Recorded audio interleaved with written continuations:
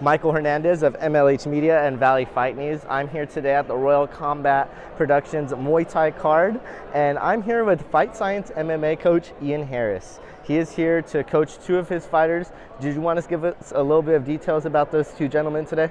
Yeah, absolutely. So the first fight we got is David Serato, who's been with us for, I guess, a couple of years now, and this is his third fight under us. I think it maybe third fight total. I have to remember, but he's yes, very much Muay Thai guy, loves Muay Thai. Had come to us with some training before, and we're an MMA gym, so we don't focus specifically on Muay Thai, but.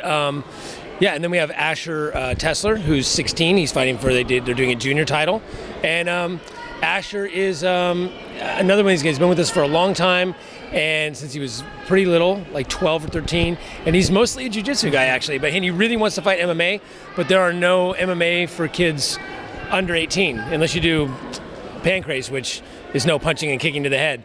So he does this instead, and this will be his third fight. He's 2-0. So...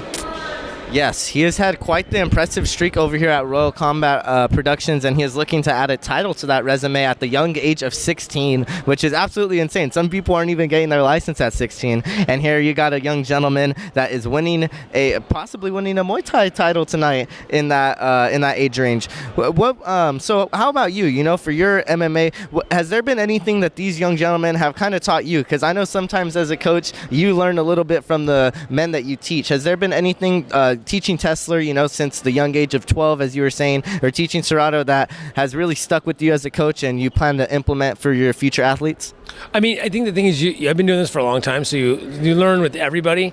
But the biggest thing is really you have to learn for the individual fighter, because every fighter is different, right? Like Asher is very, very calm. Like we joke about how his dad and I were just talking. His dad was like, "I'm more nervous than him. I got to step outside." He does not get nervous at all. It's fun to him. He enjoys it. He's like, no, I don't care. Get punched in the face. I don't care. Other people get a little bit more nervous. So it's like I have to treat each one differently. And the thing is finding out what makes them. Sometimes you have a guy that's too calm. You got to get him to turn the switch on, because they'll be in there and they'll lose rounds because they go to, just be having fun in there. And so other people get there are super nervous, and you can't get them to calm down.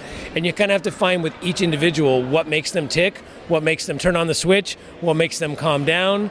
And that's why one of the reasons I always wrap my guys' hands. I don't let other people wrap their hands usually if I can help it, because that's my moment to connect with them, talk to them, feel their hands. Are they sweaty? Are they nervous? Are they jittery? Like, are they asking me questions? And for me, it's like that's the time to learn right then and there, especially on your first fight, how they react. And then the first round you can see, and then each fight I can grow a little bit. You know.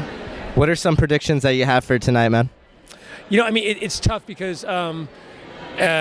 I think both of my guys are going to win. I have to say that, but I really truly believe that. I think David just got to come out a little bit more aggressive than his last fight. His last fight, I thought he won. I think most people thought he won. It was a split decision, I believe, and he just needs to turn it up a little bit more. If he turns it up a little bit more, he's very good and he's technical and he hits hard and all that.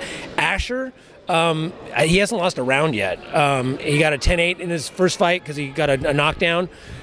He's a skinny-looking kid, but he actually hits really hard.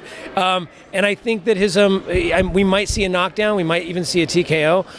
But at the smaller size, it's hard to get knockouts with headgear and bigger gloves. So, good chance to go into decision. But I don't see Asher losing a round yet. He hasn't lost a round yet, and I don't see the only thing that we're unsure about is this kid he's fighting has got quite a few more fights, like 8-10 fights. I think his coach posted he was 10-0 or something like that, doing point kickboxing and stuff. So I think for us it's going to be he'll probably start a lot more aggressive than Asher's used to. And so the first round is going to be our feeler out round. He's going to have to see how he does and then turn it up from there. But I think when he puts the heat on him, it's going to be a different story. I don't think anyone's fought someone as tall and as lanky who hits as hard as Asher, who's as unassuming looking as Asher is. So, so I think that's what we're going to see. I think we're going to see two pretty technically dominant wins. The Hebrew Hammer definitely provides a lot of problems for all of his opponents. Thank you so much for your time today, Ian Harris. It was a pleasure to get to talk to Fight Science, MMA's very own, and I wish you the best of luck in your guys' ventures tonight, man. Appreciate it.